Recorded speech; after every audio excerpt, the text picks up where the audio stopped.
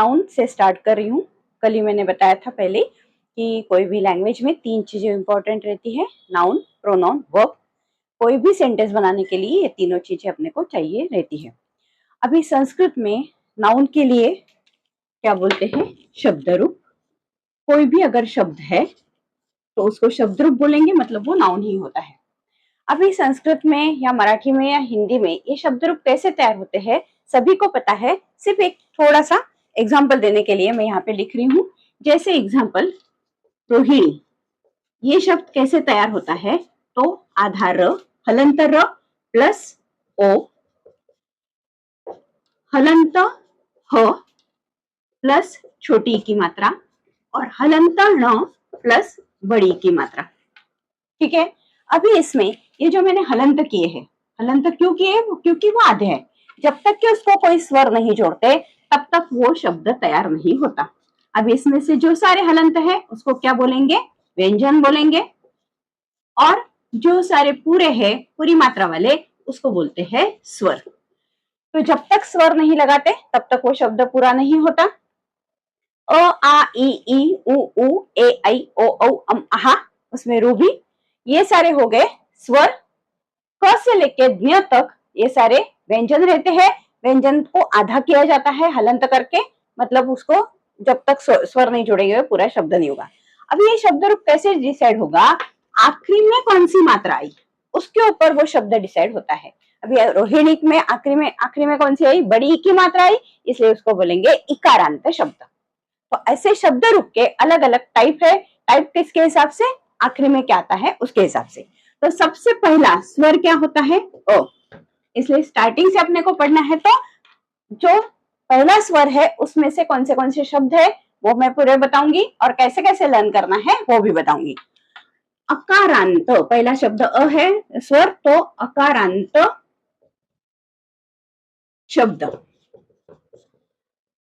अभी शब्द बोलने के बाद उसमें लिंग आता है, पुल्लिंग, स्त्रीलिंग, नपुंसकलिंग।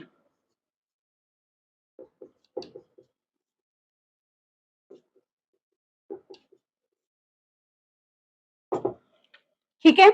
अभी अपने को शब्द लर्न करना है पुल्लिंग में देव। जिन लोगों ने स्कूल में, किसी स्कूल में देव की जगह पे बाल बताएंगे, किसी स्कूल में राम बताएंगे, जो भी बताएंगे चलता है, कुछ भी किया तो भी। लेकिन जिन जो पहली बार कर रहे हैं वो देव करो लगे तो देव, आधा द प्लस ए, आधा ब प्लस अ, क्या आ गया आखिरी में? अ, इसलिए उसको बोलेंगे अकारांत शब्द। ठीक है। अभी उसका लिंग डिसाइड करने के लिए थोड़ा सा मराठी आना जरूरी है। मराठी अभी महाराष्ट्र में रहते हैं या जो भी है उनको पता रहता है कि तो मतलब पुल्लिंग, ती स्त्रीलिंग, ते नपुंसकलिंग। तो देव, तो देव, इसलिए हो गया पुल्लिंग। अभी स्त्रीलिंग, अकारांत में स्त्रीलिंग आता ही नहीं है। किसी भी लड़की का नाम आखिरी में अ नहीं आएगा, आएगा या ई आएगा। इसके वजह से स्त्रीलिंग में, अकारांत में स्त्रीलिंग आता ही नहीं है। डायरेक्ट आता है नपुंसकलिंग, जो अपने को लर्न करना है 1। ठीक है।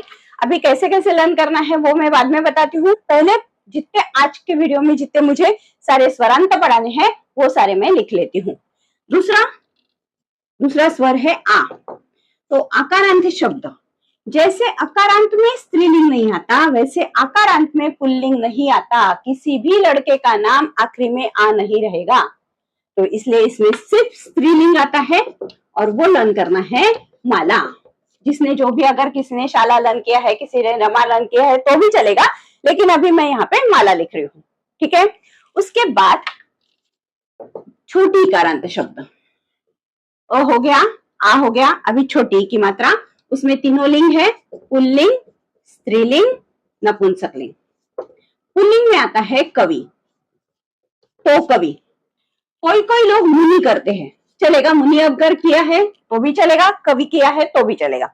उसके बाद स्त्रीलिंग में आता है मति। अभी मति का मीनिंग पता होना चाहिए। जब तक के मीनिंग पता नहीं है तब तक उसका लिंग क्या है वो तुम डिसाइड नहीं कर पाओगे। तो मति का मीनिंग क्या होता है? बुद्धि, बुद्धि, इसलिए वो हो गया स्त्रीलिंग। उसके बाद नपुंसकलिंग में है वारी।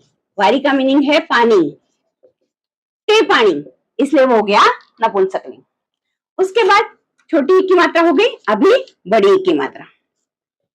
इसमें भी सिर्फ स्त्रीलिंग आता है, जैसे आकारांत में सिर्फ स्त्रीलिंग आ रहा था, वैसे इकारांत में भी सिर्फ स्त्रीलिंग आता है, और वो अपने को लर्न करना है नदी। ठीक है, यहां तक हो गए इकारांत के। अभी आगे वाला स्वर कौन सा आता है? उ, इसलिए उकारांत शब्द। इसमें भी तीनों लिंग आते हैं, पुल्लिंग, स्त्रीलिंग, नपुंसकलिंग। पुल्लिंग में है भानु, भानु का मीनिंग होता है सूर्य, तो सूर्य, इसलिए हो गया भानु। कोई लोग साधु करेंगे तो भी चलेगा, जो भी लर्न किया है वो चलता है। ठीक है, उसके बाद स्त्रीलिंग में आएगा धेनु, धेनु मतलब गाय, ती गाय, इसलिए हो गया स्त्रीलिंग। नपुंसकलिंग में आता है मधु, मधु मतलब मध, हनी, ते मध, इसलिए हो गया वो नपुंसकलिंग। उसके बाद है बड़ी ऊ की मात्रा, उसमें भी सिर्फ स्त्रीलिंग आता है। देखो जहां जहां पे बड़ी मात्रा है, आ बड़ी मात्रा है, सिर्फ स्त्रीलिंग आया। छोटी ई की मात्रा, उसमें भी स्त्रीलिंग आया।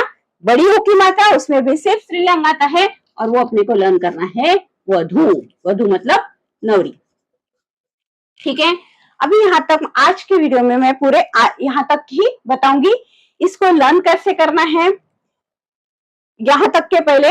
उसके बाद 4 लर्न करने के बाद लोगों को, बच्चों को या बड़ों को भी ऐसे लगता है अरे बाप रे इतने बड़े बड़े टेबल लर्न करने कैसे।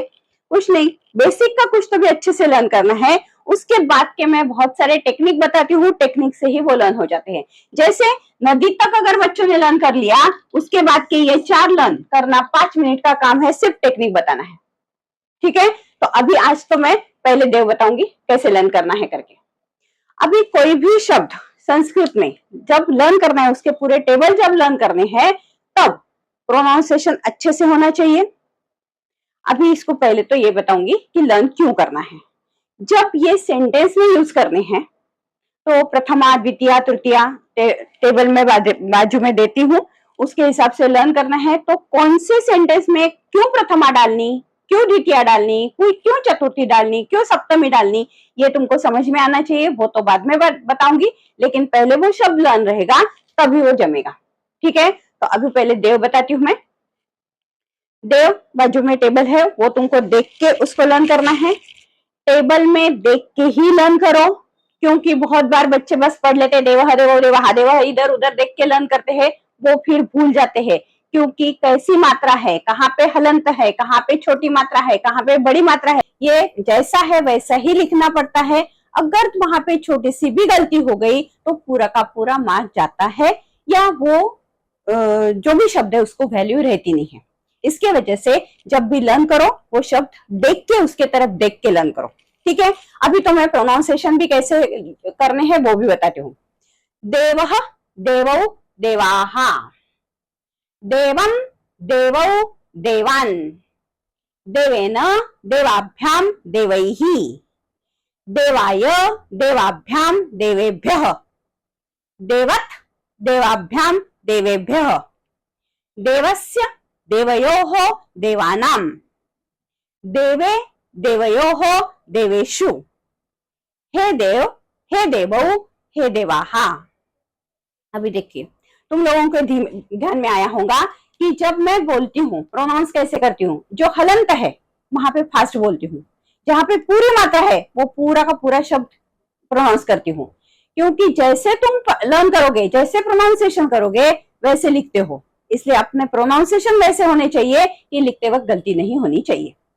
ठीक है, तो ये देव तुम लोगों को ऐसे लर्न करना है। अभी यहाँ पे मेरे पास जो बच्चे आते हैं जिनका पर्सनल क्लास होता है, उनका मैं देव जैसे एक एक शब्द लर्न करने को बोलती हूँ, उसके बाद उसको बिना देखे लिख के बताओ, लिख के रखो बोलती हूँ। क्योंकि लर्न करते वक्त हम लोग तो अच्छे से लर्न कर लेते हैं और लिखते वक्त गलतियां होती है, इसलिए उसको बिना देखे, अभी तो मैं पर्सनल नहीं हूँ, ऑनलाइन पे बता रही हूँ, तो ये तुम्हारी खुद की रिस्पॉन्सिबिलिटी है कि तुम लोग लर्न करने के बाद उसको बिना देखे लिख के देखोगे। लिखने के बाद खुद से चेक करोगे कि मेरी कहाँ पे गलती हो गई। गलती हो गई तो फिर से एक बार रिवाइज करो, फिर से लिखो। मतलब यहाँ पे मेरे पास जो बच्चे आते हैं उनको तो 4-4-5 बार वो जब तक के अच्छे से पूरा आता नहीं तब तक लिखवाती हूँ। अभी ये तो तुम्हारा खुद का काम है, ठीक है। उसके बाद अभी स्त्रीलिंग तो है ही नहीं, वन नपुंसक लिंग है, देव और वन, सिर्फ पहले दो मतलब प्रथमा द्वितीय अलग है और संबोधन अलग है। तृतीया से लेके सप्तमी तक पूरा देव के समान ही है, मतलब एक बार देव अच्छे से लर्न हो गया तो वन लर्न करने को 2 मिनट चाहिए से। अभी वन बोलती हूँ, बाजू में टेबल है ही, उसको देख के लर्न करो तुम।